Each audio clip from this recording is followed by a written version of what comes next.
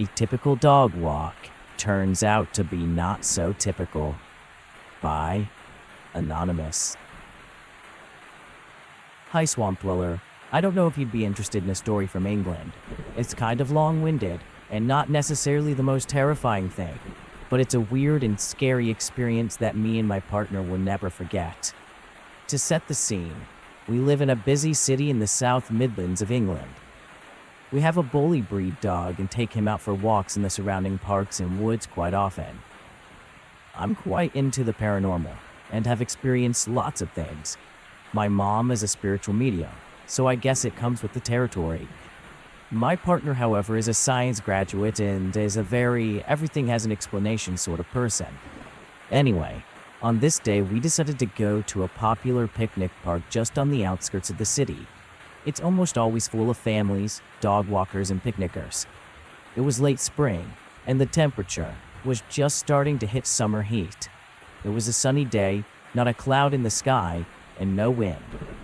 The park was full of the usual, parents and kids with their families and dogs, old couples going for walks and the like. Here in England, bully breeds are still quite stigmatized and feared, so we usually avoid going where there are lots of people. Not that our dog is dangerous or anything. He's just overly friendly, and people freak out when he trots up to greet them. So we decided to go off the beaten track.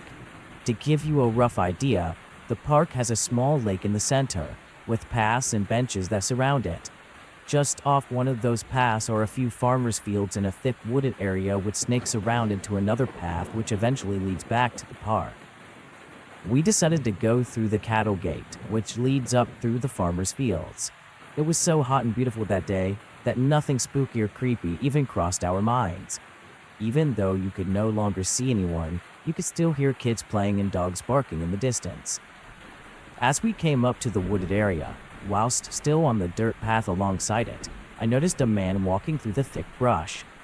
I thought it was weird because he was coming from the opposite end of the woods, which literally leads to nothing. No houses or roads or anything of the likes, just endless fields and woods. I just told myself, oh, he must be looking for his dog or something. My partner noticed him too, and we shared a look to each other like, what a weirdo, and carried on walking. But I couldn't help but look at him. He looked so strange. It must have been close to 30 degrees, and he was in a thick black hoodie, black trousers or sweats. He had longish, dirty blonde hair, and maybe around our age. So mid-20s. But what was more strange is he had a dazed sort of smile on his face and his head kind of tilted to one side. When he walked, he swayed from side to side slightly. I tried to push it to the back of my mind, telling myself that he was just a stoner or something looking for his dog. He wasn't calling or making noises to get a dog's attention or anything, which was even more strange to me. Anyway, I kept looking back over my shoulder. He was in the brush for a little while longer, but then joined the path we were on and began walking our way. He must have been about 30 feet behind us. I noticed how tall he was now that we were on the same path, and how broad he was. He must have been about 6'9", closer to 7. He was huge, maybe 17 or 18 stone, so something like 240 to 250 pounds more or less. Around this point, we noticed everything was silent. There were no kids laughing, no indistinctive family chatter, no dogs barking, no birds tweeting, nothing. The only sound that I could discern was the sound of our footsteps in the wind. But there was no wind. It was roasting hot, not even a slight breeze yet. We could hear wind blowing through the trees. Even though the sun was beating down, it felt darker somehow. Like everything was, I don't know, desaturated. My partner started to freak out, and strangely, so did our dog. Now this really struck me as weird. Our boy's the kind of dog who would greet anyone, run up to them to play. But no, he wouldn't even look back at me or the man. My partner and dog started to speed up to get away from the wooded area this weird behemoth of a man was in. I really started to freak out myself, but don't want to upset my partner even further, so I kept my cool, quiet, and kept my pace. I looked over my shoulder again, and he was closer, maybe 25 feet away. Now, for a bit of context, as you exit the wooded area, you come to a path which is surrounded on either side with tall, thick bushes and it curves around widely to lead you back to the main park. The curve is so wide that you can see far ahead, but you can only see the bushes where it curves. Neither of the exits are in view. As we reach this path, I check again, and the guy is closer still. It's still silent. All I can hear is the faint wind sounds in our footsteps, but nothing from the man. He's smiling, still in that dazed sort of way, and still is kind of swaying. Everything still felt weird and dull, and that's the only way I can describe it. I thought to myself, if this weird bloke is going to try something, I'm going to have to protect my partner. I'm only 5'8" myself, and not much of a fighter. So I grabbed my car keys and put them between my fingers in my pocket. If this dude wanted to try anything, I'd smash him in the face and leg it. I'm not fast either, but I convinced myself I'd be faster than him. I check over my shoulder again, and he is still close. I start to hype myself up. He was coming, and I was ready. I realized I couldn't hear him at all though. He was probably about 15 feet behind me now. My partner and dog had literally hightailed it up the path. But why couldn't I hear any footsteps from him? Another quick glance and he was right behind me, 5 feet or so. This was it. If I was going to do anything, it had to be now. If I could keep the element of surprise on my side, I might be able to stand a chance and give us the opportunity to run. I swung around as quick as I could and went to shout out at him and swipe at him. But he was gone. There was nothing there, no man or no sign of him whatsoever. I paused and looked around. He couldn't have run back along the path. He couldn't be that quick. I would still be able to see him as the path winds around so widely you would still be in view. He couldn't have jumped through either side of the path into the rows of bushes, as I would have heard it and seen the rustling of the bushes or the hole he would have made. He had simply vanished. I stayed there for a moment, and only when I decided to walk on to check on my other half and the dog that I realized I could hear the park again. The wind noises had gone, and the day returned to normal. The sunlight was no longer dull, and everything seemed normal. I got shivers and ran to catch up. I asked my partner if they had seen him go anywhere, but they didn't see anything. They just said he really freaked them out and they didn't want to be there anymore. I could see that they were really shaken out. The dog was back to normal though, wagging his tail and wanting to play and explore. We decided to cut our walk short and drive home. After we got home, I rang my mom and told her all about it. She advised me to check reports for missing people or deaths related to that area, which I did, and weirdly enough, lots of people have died there by suicide or overdoses, but none of the people I found online matched this description. I tried to forget about it and get back to normal life and all that. I was applying to go back to college at the time, so I didn't really need to be thinking about giant ghost men. After a few days, it had left our minds and we got back to normality. A few nights later, I wake up in the middle of the night and open my eyes. As they adjust to our darkness, I look up at the ceiling where the orange glow of the street lamp shines through our window, and my heart stops. He was there, stood over our bed. He was so tall with his head just below the ceiling light. He still had that weird, dazed smile, all lit up with the orange glow. I jump up and punch at him as hard as I can, but my fist doesn't meet anything, because there was nothing there. I turned on the light and looked around, found nothing. I absolutely ransacked the house and found not a single person. I've never seen him since, but after seeing him in our bedroom, our apartment felt horrid afterwards. It never felt homey or safe again, and we would hear horrible things. For example, at one point in the middle of the night, I heard my own voice call my partner's name from the other side of our bedroom. We heard walking in our attic, which was too low for people to walk in, and our pets would not sleep alone. They would always growl at corners of the house. We left that flat after a year or so of dealing with the weird ghostly experiences. My partner, of course, kept denying that it was a ghost. She just said that it couldn't be explained.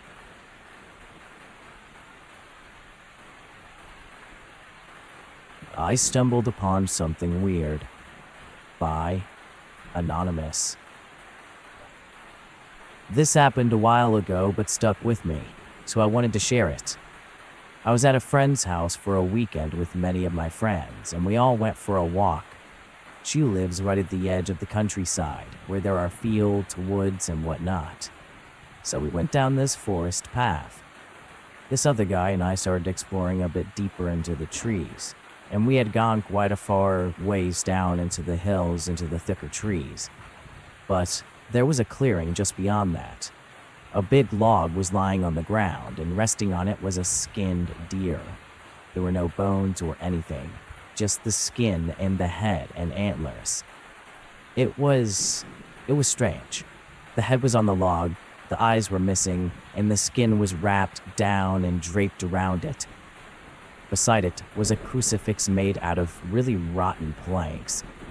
It was all tied up with a bale string. This guy and I freaked out, and I called out to our other friends to come check it out, but he told me not to show them because they'd find it too disturbing. He shook it off and started climbing back up, but I stared at it for ages. He waited for me for so long that he told me to walk away from it after some time. A string attached to the crucifix ran further into the woods, but following it wouldn't be normal for me, so I just went back. I still can't comprehend what it was. Some kind of pagan ritual? Some kind of cult? Maybe some sort of prank? Not many people walk this forest path besides locals walking their dogs, and we had come pretty far off path. My friend also said that people didn't hunt these woods because that was not permitted here.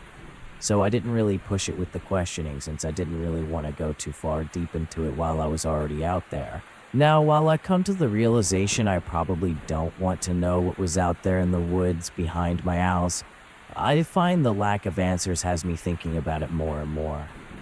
I guess if I would have died out there or whatever, I wouldn't have to live with this. But I do believe it was the beginning of a horror movie, where all my friends and I would be killed off one by some sort of forest witch or supernatural monster.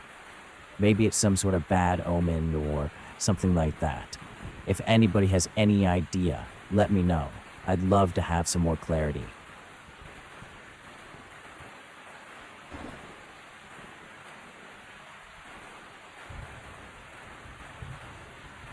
I have seen The Dog Man by Riri. Hello, Swamp Dweller. My name is Ree. I want to tell you about my story that I believe is my encounter with the Dog Man. I've encountered this creature at least 3 times. I first saw the Dog Man sometime around 3 a.m. down Paradise Road in Pineville, Louisiana. I was going to a friend's house when I noticed this big dog run in the middle of the road. So I slammed on my brakes and waited for it to cross, but this dog stopped in the middle of the road, stood up on its hind legs like a human, and ran into the woods. After some time, I began to drive again, but I immediately turned around and went home. I was in shock. Now, the second time I saw this creature was a little after 3 a.m. again, and I was riding my friend's crotch rocket. I stopped because I thought someone was standing in the middle of the road until I raised the shield to see it wasn't someone. It was something. And when I hit my brights, the creature got on all fours and ran into the woods. I turned around once again and went back to my friend's house, absolutely bewildered. The third time I saw the Dog Man was in Esler Field. On my way home, I noticed something running in front of the car. I slammed on my brakes, hoping I wasn't going to hit whatever it was. But when I opened my eyes, this massive dog, werewolf, I don't even know how to explain it, creature was looking at me through the windshield. I was so scared. I honestly thought this thing was about to break through and kill me. After staring at me for about 5 or so seconds, this thing took off, walking like a human until it got to the tree line. Then, once again, it got on all fours and disappeared into the woods, never to be seen again. I was so scared, I hurried home, hoping this thing wasn't chasing me. When I got home, I got out of the car. When I got on the porch, I heard this ear-piercing howl. And this, my friends, was the last time I think I saw the Dog Man. Strange Encounters on the PCT by Lucid Friends.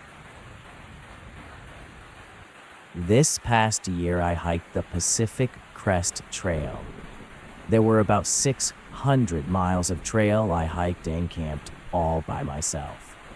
One of these sections I was alone on was in Northern California, slightly north of Shasta. I got to a beautiful spot and knew it was the best spot to set up my camp. It was absolutely gorgeous and had 360 views of everywhere around me. I could see the views of the woods in the valley below and the mountains everywhere. I could see it raining on Mount Shasta. It's my favorite campsite in NorCal. I still remember the exact mile marker and have some site footage during daylight and nightlight hours. I set up my tent, and after admiring the sunset, I went to bed. I could see outside below the vestibule when I was lying down in my tent. As I tried to sleep, I noticed a white light in the valley, maybe about a quarter to a half mile away, not near my tent or anything. I wasn't close to any towns. I would see an occasional remote cabin in the woods in Sierra Nevadas, but nothing too much. So I figured it was probably that. But there needed to be an access point or dirt roads or something. There were no forest clearings, just thick woods surrounded by mountains. I looked at the light briefly and tried to think of what it could have been. But this was a pretty remote place, so I really couldn't think of anything. I was tired from hiking all day and didn't think much of it, if I'm honest. A little while later, I looked at it again and noticed another light. It was an orange light slowly circling the white light. It was gradually morphing in shape as it circled. I watched it for quite some time, trying to understand what I was looking at. It had a very calm motion, and it was almost mesmerizing. It wasn't like many people's UFO or orb experiences where it darts around and then vanishes. I eventually fell asleep. It started raining around midnight, and I looked out my tent and still saw both lights. One white stationary light and one orange morphing light. I woke up again sometime around 4 a.m. to use the bathroom. I walked outside my tent, and it was still there, using the same motion. I tried to get a video, but due to the distance and darkness, it looked like another shitty video that didn't show anything. I woke up around sunrise and looked for it, but neither light was there. I didn't see these lights at around sunset or sunrise, only darkness. I know these would have been visible during the sunset and sunrise too if they were still there. I'm racking my brain, but I'm sure there has to be an explanation, but I genuinely have no clue as to what it was that I saw, and I'm still trying to figure it out.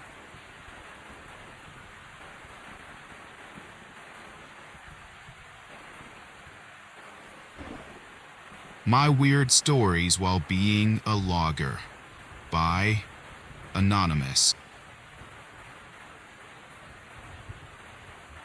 The logging company I work for is tasked with clearing a large land for a housing development. While walking the ground, I spot several hickory trees grouped together. I note the location as I plan on taking them for myself over the weekend while everyone else is at home, resting for the previous work week. Some barbecue places in my area will pay good money for a load of hickory. That Saturday, I load my chainsaws and busting mauls in the bed of my truck and head toward the job site. At the entrance, a group of people gathers, protesting the clearing of the land. Save the animals' natural habitat or something. Save the animals' natural habitat or something like that. Those animals don't help me pay the bills, and until they do, I'm clearing it out. The protesters block the entrance. I slowly pull up, roll down my window, and politely ask them to move. The protesters stand firm. I push down on the gas pedal for a moment, giving one of them a bump with the front of my truck. I continued to do this until they finally decided to move out of my way. I creep into the entrance, continuing to push protesters aside with my truck. The last protester screamed in my window, "These trees give us oxygen and provide habitat for thousands of animals." "Screw the animals," I said as I spit in her face, quickly driving away before any retaliation could take place. It doesn't take long to find the hickories as I remember their exact location. 10 hickories in all. It's hard work cutting them, busting them up into manageable pieces, loading the truck down, and making several trips from barbecue restaurants to this location. I dread dealing with the rude protesters every trip, but the extra money would be worth it. I downed the first 3 trees no problem.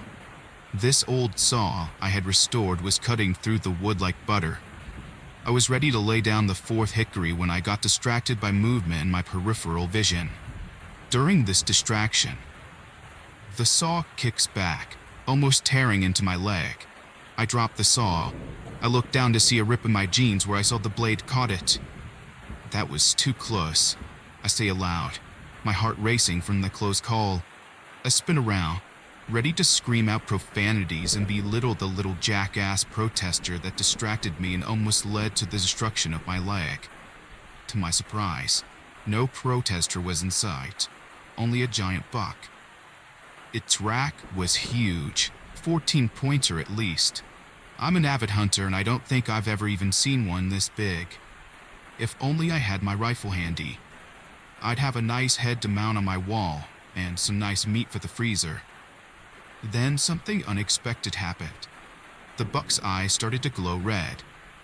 I investigate them, almost hypnotized by the red glow. I was in such a trance, I didn't hear the snap and pop of the now falling tree behind me. The tree glanced off my shoulder and into the side of my knee, collapsing me to the ground. The massive tree was still on top of my leg, pinning me to the ground. I let out a scream that I thought for sure one of the protesters would be able to hear. But after laying on the ground for several minutes in pure agony, it became clear they had not heard me. I began to assess the damage. My jeans were beginning to turn red from the blood. I stick my fingers into the rip previously caused by the chainsaw and rip the jeans. I continued to tear away at the fabric until only the seam connects the lower part of my jeans to the upper part. I roll the jeans up as tightly as possible, the flesh tender to the touch. I get the jeans just above the knee, and I can now see the bone protruding from my skin just below the knee. I get a slightly light head and must turn my head away, the sight of blood and bone sending a sickening feeling through my stomach. I must try hard not to vomit or pass out. I try yelling again. I scream until my voice is hoarse, but no one can seemingly hear me. No one is coming. I can't lay here for 2 more days, pinned under this tree, waiting for my friends and coworkers to come. I must do something. I plant my free foot on the massive hickory and began to push. The tree trunk starts to rock back and forth with each thrust of my leg. I try this repeatedly for what feels like hours, but I don't have the strength to push it off. I finally give up out of exhaustion. Days turn to night, and I begin to give up hope. I lay on my back staring up at the stars. This would be peaceful if not for the throbbing pain in my lower leg. Finally, I passed out. I'm not sure if it was from exhaustion or blood loss, but I welcomed it. I woke up to a sharp pain shooting up my leg. I sit up to find myself surrounded by a pack of coyotes. One gnawed at my exposed bone while another lapped up fresh blood now pouring from my wound, nipping at my crusted over scabs like I had not eaten in months. A pop sends a shock wave of pain through me as one of the coyotes sinks its teeth through my hard exterior of my bone. A swift kick to the head of one of them sent a few of them in retreat, but they continued to hover around, licking the blood from the fur around their mouths, waiting for me to slip back into unconsciousness so they could finish their meal. Nuts, none, assholes. I'm not giving up that easy. The rest of the night was spent trying to roll the massive tree off my leg until I gave out. I would rest for a while and try again, all while keeping the coyotes at bay. Just before sunlight, I heard massive footsteps in the distance that sent the coyotes into a panicked run as they disappeared into the forest. Help! Please help! I try to yell, trying to get the attention of whatever was causing the footsteps. That's when the buck from before appears from behind the trees and walks directly up to me.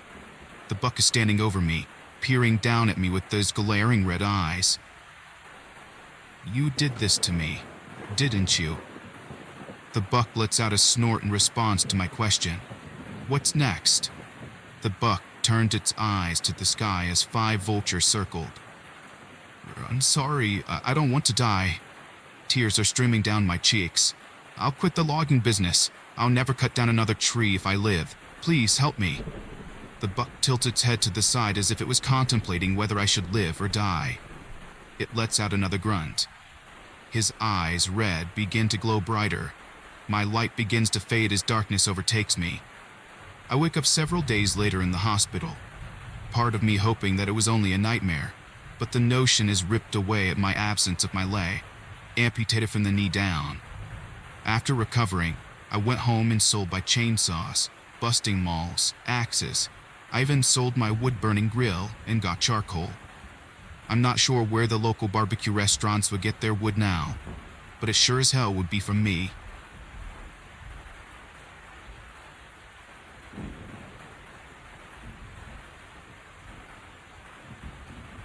Shot at in Yosemite by Cali Coast. My friend was on a solo backpacking trip through Yosemite National Park. He started talking to a guy he met on this trail about his trip. The guy said he often did solo trips as well, but would never solo again after experiencing something horrific on his last journey. The guy said he was 2 days into a 6-day hike in the middle of the desolate wilderness when he came upon a dead man in a suit with a bullet hole in his head, and the body was very fresh. He never heard any gunshots, and he could see no sign of anyone else around. He was filled with dread and felt like he was being watched at all directions. He took off running back down the trail in the direction from where he came from. He hiked back to the trailhead for about 2 days and 2 nights without rest. He said the nighttime was absolutely the worst. Every little noise he heard and the shadows he saw felt like somebody or something was stalking him through the dark. Eventually, upon his return, he told authorities about it but never heard back from them. He wondered if maybe the man was shot and thrown from a helicopter. My friend said he had to stay with a group for a few nights after hearing that story and even cut his trip short, feeling pretty spooked himself out there in the wilderness. So, suffice to say, all in all from this short, small, little scary tale, be safe out there and trust no one but yourself.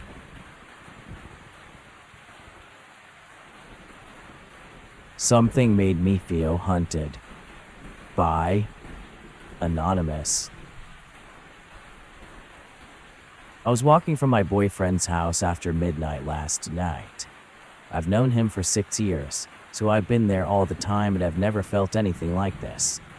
The woods surrounding this estate on side to side make this walk home feel eerie at night. There are only a few houses that are sprinkled here and there. My path to my house overlooks a hill and the woods that are behind me. The entire walk takes maybe about 5 minutes on a good day. As I was walking, I was fumbling through my pockets to find my AirPods when a sudden dread overwhelmed me. This came out of nowhere and surprised me, but I was suddenly paralyzed with fear. I contemplated calling him to go and get me, but I couldn't force myself. I don't know what I thought would happen, but I could feel tears come and I started running. As I approached a clearance, I assumed the air was thick and quiet and everything felt off. I've been walking this same path for 6 years and I've never felt like this before. To clarify, we live in Ireland, in a relatively safe area. There are usually no large animals or predators in this area. I'm unsure if this belongs here, but I would love to know your thoughts. I still feel super uneasy and uncomfortable about this. In hindsight, walking at night with AirPods is a very stupid idea. I was lulled into a sense of false security living in a relatively safe area and neighborhood where rarely anything ever happens. I should also probably add that I'm an immigrant, and despite living in Ireland for almost a decade, I don't know anything about fairies, and I've seen many people mention in the past, when I've told them this story, that this could be something to do with fairies. In any case, I'm glad nothing wrong happened, but this shook me enough that I'm going to be a lot more careful when I'm walking alone.